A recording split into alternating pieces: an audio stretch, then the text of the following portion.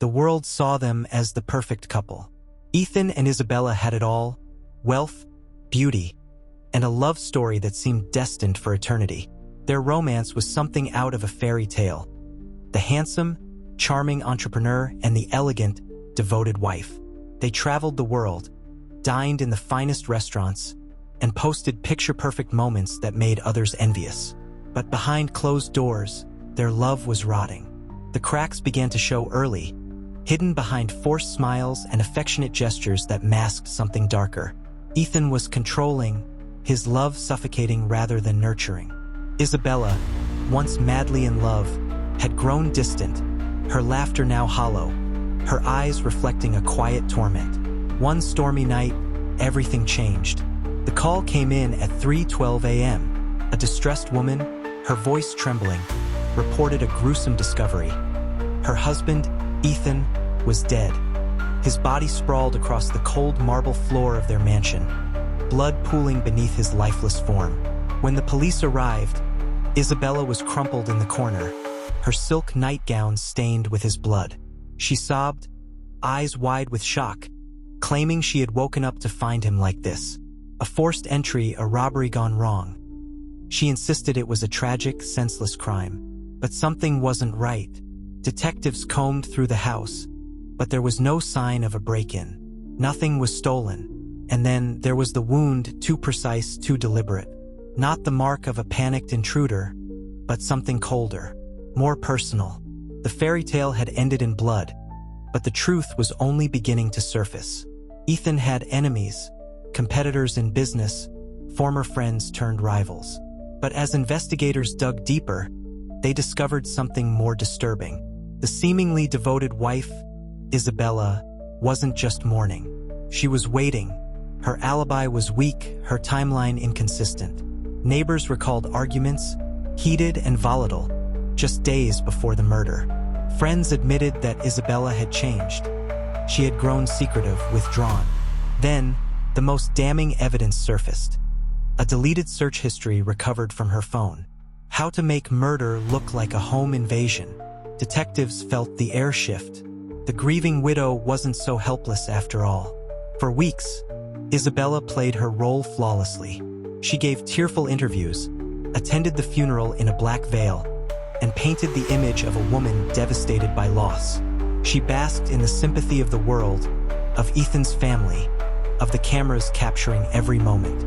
But investigators were patient. They always are. And then came the breakthrough, a hidden camera. Ethan had installed a discreet surveillance system in their home, paranoid about security. Isabella never knew. And on the night of his murder, the camera had captured everything. A shadow moving through the house, the hushed voices, the unmistakable figure of Isabella herself, clutching the knife, standing over her husband as he gasped his final breaths. She had staged the perfect crime, except for the one thing she had overlooked. Justice had been watching all along. Confronted with the footage, Isabella broke. She crumbled, but not in regret. Only in realization that the life she fought so hard to claim was slipping through her fingers. But then came the final, cruel twist. It wasn't just the police closing in on her. It was Ethan's best friend, Daniel, the man she had secretly been involved with. Daniel had loved her, believed her lies, thought he was helping her escape an abusive marriage. But when he learned the truth, when he realized that she had played him too, he did what she never expected. He turned her in. As Isabella sat in the interrogation room, hands cuffed, the weight of her crimes pressing down on her, a slow realization dawned. She had betrayed Ethan. She had manipulated Daniel. And now she was utterly, terrifyingly alone. The detective leaned in, voice calm but sharp as a blade. "You thought you were writing the perfect ending to your love story, Isabella. But this isn't your story anymore. It's ours. And we're going to tell the truth." As the door shut behind her, she finally understood. She had killed for love, for freedom, for wealth. But in the end, she had sentenced herself to something far worse than death. The truth, the whispers started slowly. Hushed conversations behind closed doors, suspicious glances at Isabella, and an overwhelming sense that the walls were closing in. Daniel's wife, Margaret, had been a picture of composure at Ethan's funeral. She stood by her husband, dabbing her eyes with a silk handkerchief, mourning the loss of a family friend. But in the weeks that followed, the truth emerged like a crack splitting through glass. Margaret discovered the affair. Hidden messages, hotel receipts, and worst of all, a voicemail Isabella had left Daniel, a sultry promise of the life they would soon share. Betrayal twisted Margaret's stomach into knots. Rage coursed through her veins. Her husband was one thing, a weak man who had fallen prey to temptation, but Isabella? That was a different beast entirely. She wasn't just some mistress. She was a murderer who had seduced and killed Ethan.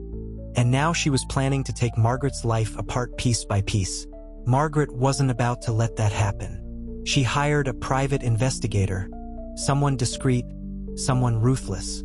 The objective was simple: expose Isabella for who she really was.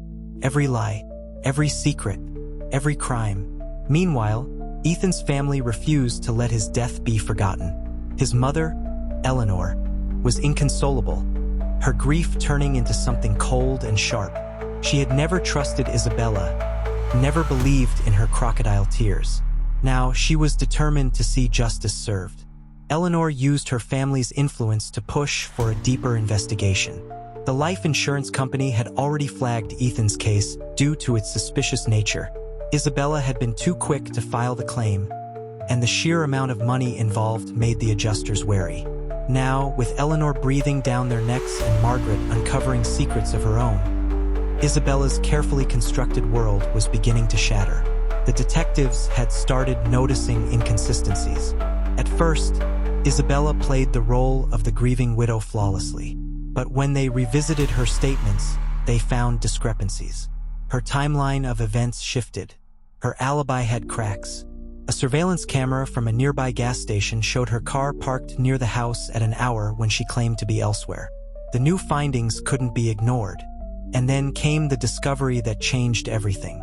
Margaret's private investigator had found something damning: a connection between Isabella and another man who had mysteriously died under suspicious circumstances years ago. The case had been swept under the rug, ruled an accident, but the details were chillingly similar. A wealthy, successful man. A sudden, unexplained death. A massive inheritance left to the grieving woman at his side. Isabella had done this before. As whispers turned to accusations, Isabella felt the pressure mounting. Daniel, once her devoted lover, was now distant. He had caught wind of Margaret's suspicions, and guilt gnawed at him. He started questioning everything.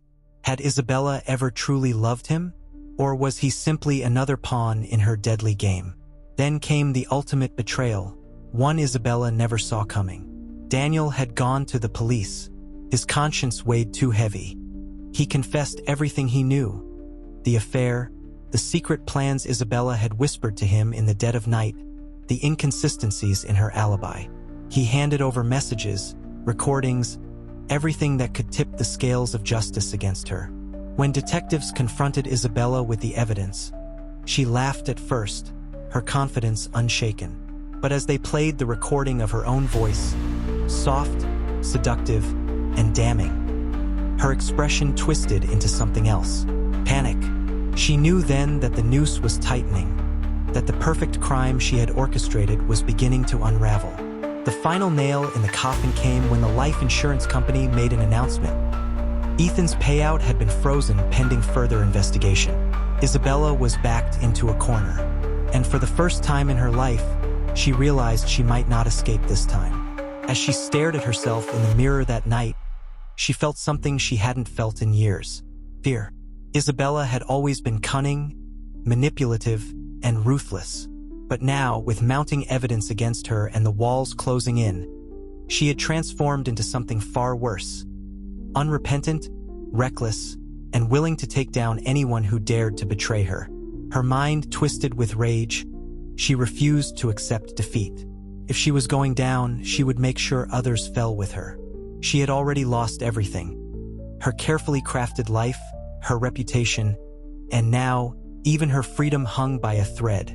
But she would not go quietly. She had one last act to play, one final, blood-soaked performance. Ethan's mother, Helen, had been her biggest enemy since the beginning. The woman had always seen through Isabella's facade, had always suspected that she never truly loved Ethan. And now, she was actively working with the detectives to ensure Isabella paid for her sins. That could not be allowed. One night, under the cover of darkness, Isabella crept into Helen's home. The old woman had just returned from a meeting with the investigators, where she had provided key testimony regarding Isabella's manipulations and greed.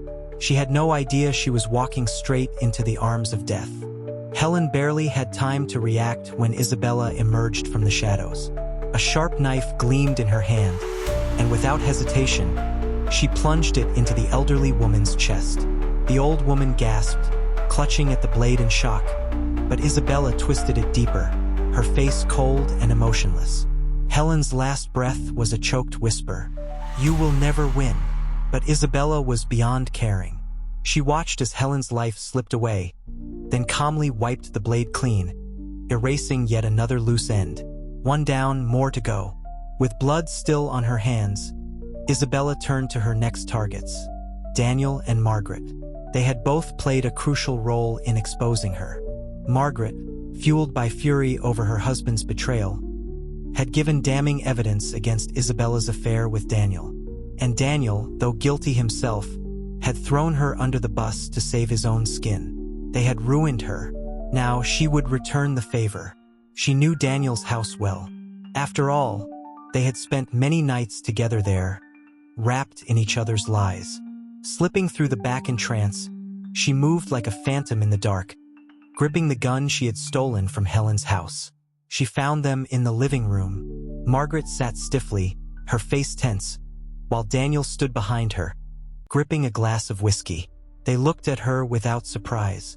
"You finally came," Margaret said coldly, standing up. Isabella frowned. Something was wrong. Where was the fear? The panic? Then she noticed the gun in Margaret's hand, the sharp gleam of a knife on the table near Daniel. They had been waiting for her. "You thought we'd be sitting ducks?" Daniel sneered. "We knew you'd come." Rage blinded Isabella, and she raised her gun, but she wasn't fast enough. Daniel lunged, knocking her off balance, and the gun skidded across the floor. Margaret moved swiftly, kicking it far from Isabella's reach. Isabella clawed and screamed, trying to fight back, but Daniel overpowered her with ease. She felt the cold steel of the knife press against her throat. Daniel's breath was ragged, his grip unrelenting. "You destroyed my life," he whispered, pressing harder. "You think you can just get away with it?" She struggled, but for the first time in her life, she was powerless. Then, in one swift motion, Daniel drove the knife into her chest. A sharp pain shot through her and she gasped.